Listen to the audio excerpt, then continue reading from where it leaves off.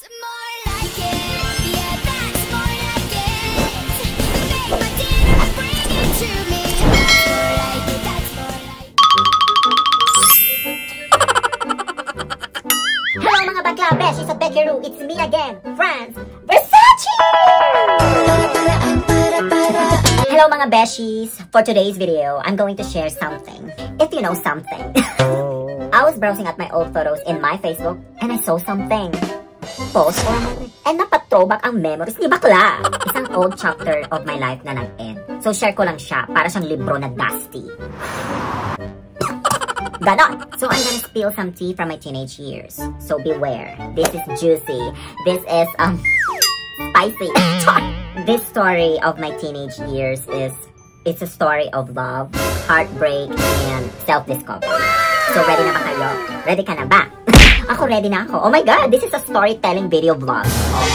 Wala lang, kasi wala akong mai-content. Kaya i-content ko na lang kung ano mga nangyari sa akin sa mga panahon na teenager pa ako. Ano ko, matanda na. Mga panahon ano pa ako. Fresh. So once upon a time, may once upon a time ha. I fell in love with the past.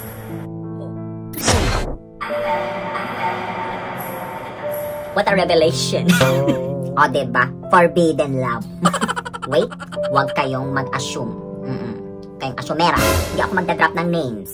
Bala kayo dyan. Basta, kung anong itag nyo dyan, i-reject ko. Bala kayo dyan. I-share ko lang kung anong story, but I'm not gonna share the name of the person, okay? For privacy, tama ba? My friends knew about this, and matagal na ito. Okay, so this is very, very long, anong tawag yan? Very, very long. Basta matagal na to. Naka-move on na ang lahat. Masaya na ang mga buhay-buhay. So, ito lang ako. I'm just going to throw back the story. The story lang ha, but not the feeling. Because the feelings is long gone. Pero minsan, when I think about it, I was like, talk to myself and nasabi ko, grabe. Nagawa ko pala yun. Anong pumasok sa isip ko noon? Kung bakit ako na-fall in love sa taong yun. You know what I mean? I was like very, very, very, very tanga that time. Pero, nakakatawa lang. So mga besh, this story starts very innocent, very demure, and very professional. Oh, diba? May paganon. We were super close. Like, left and right, to the north, to the south, to the east, to the west. Like, we're BFFs forever. Ganon. Ganon ang setup namin noon. Like, we are best friends forever and ever. Ganon. Ganon kami ka-close noon. Ewan ko ba? Ano ba nangyari? Pero deep inside, ako na si baklang Hades, fall into the underworld of one-sided love.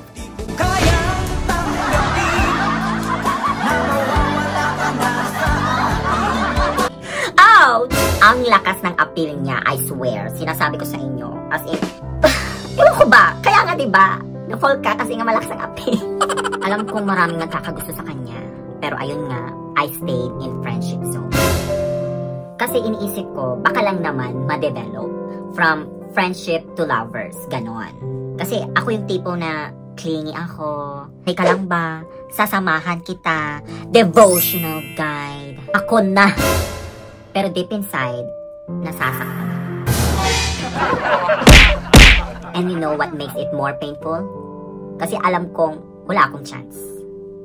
Alam mo yun, I'm taking risk for that. He was focused on making me change. Meaning, gusto niya akong maging straight. Pero hello, Beckeru ako by nature mga Mars. And I can't change it. Kusang lumalabas na lang siya like, kahit tahimik lang ako. O diba? Pansin nyo, bakla pa. Mata ko pa lang. There are times na sumasama ako sa mga retreats niya, prayer meetings, mga Christian activities, ganon. Para akong stage girlfriend. Ganon ako ka-supportive sa kanya. Pero habang ginagawa ko yun, na-realize ko sa sarili ko na, sino ba ako ngayon?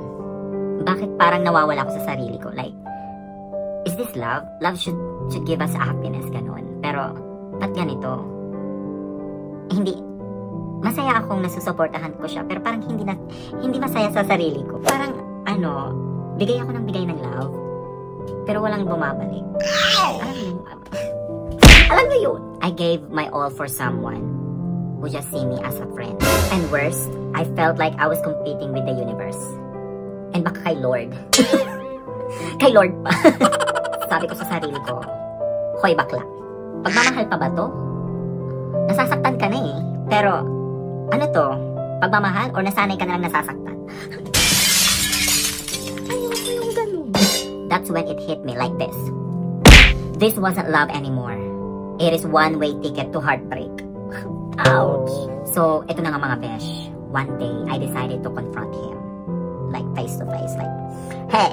Then, napaka-intimidating. Hey, this is it. This is the moment of truth. We need to tell him. We need to tell him. Kasi ito naman, magpapakatanga na tayo. So, deal or no deal na to. Make it or break it. Ganon. And I finally find my courage. I laid all out to him. Sinabi ko sa kanya, bakit ganito? With all the gestures that you're showing to me, it felt like more than friends. Hindi yun exactly na sinabi ko pero parang gano'n. Then he looked at me straight to the eyes and said, kung babae ka lang, baka may chance.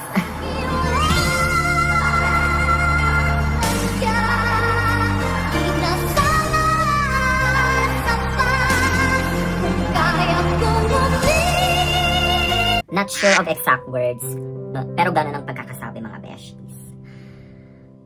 Oh my God. Throwback memories. Memories throwback. Like, boom! Para kung sinagasaan ng 10-wheeler truck mga besh. Like, gano'n. Wrong signal pa lang na pick up ni bakla. Pero besh, at that moment, hindi ako umiyak. Alam mo yung feeling na naiyak na walang luha. Gano'n ang naramdaman ko. Like, ang sakit-sakit sa loob na parang gusto kong ilabas through luha, pero hindi ko mailabas. Like, para siyang merong may cotton buds sa mata. Gusto kong umiyak, pero walang luhang tumutulo. Yun yung pinakamasakit na luha. Diba? Of course, masakit siya. Diba? Parang minsan ka na nga lang magpapaka matapang, pero wala. So after the painful confrontation, I made the hardest decision of my life. I stepped back. Paano yung step back? Ganito. Slowly but surely, I distance myself. Hindi dahil galit ako sa kanya, but I need to find myself again. Ganon, diba? After that, we still talk, oo, as friends, but meron ng boundaries. Parang meron ng Great Wall of China sa pagitan namin. And every time that we go to public, kailangan may mga kasama na kami. Ganon. Kasi, you know, one way for me na maka-move on is, keeping it very professional. Yung parang kakausapin ko lang siya kung kailangan, or alam mo naman yung parang kung may projects kami na group work, group activities, nag-uusap kami ganun. Pero yung wala na yung closeness. And you know what mga besh, to be honest, I never ever regretted our friendship we had. And that memories make my teenage years colorful and memorable. Mga besh, ang dami naming napauso noon. Mga inside jokes, mga adventures, and basta madami, unforgettable memories talaga. And you know what is funny? Is like, I also meet new people na hopeful din sa kanya. Naging friends ko din sila, ganon. And it never crossed to my mind that I wish him ill or bad. I just don't. It's just that it's better to grow separately and never cross path. And ayun, di ba? Nag-work naman. Ganon. Diba? Pang celebrity ang sagot. Pero, ito yung realization ko. Okay, take note. Take note. Love should never make you lose yourself. It should build you up, not break you down. Break it down. Loving someone doesn't mean sacrificing your happiness or your identity. Oh my God. I-post ko kaya to sa Twitter. Okay, kung may natutunan man ako, is self-love should always be your foundation. Because when you truly love yourself, you'll stop settling for anything less than you deserve. Just letting you know. So to my past self, thank you for being brave. For being brave. Thank you for being brave enough to feel and learn. And to all of you, mga beshies, if you're going through something similar to my story, malas nyo. Kidding aside, etong tandaan nyo, you are enough. you are worth it. You are valid. And never lose yourself again. Mahalin mo ang sarili mo, besh. I love you. Okay, so that's it, guys. This is Franz Versace reminding you always to love yourself first. And then second, and then third. So that's it, guys. Bye, mga beshies. Next time, magkwekwentuhan na naman tayo another memories na naalala ko ang i-istorya ko sa inyo, okay? So please make sure to like and subscribe.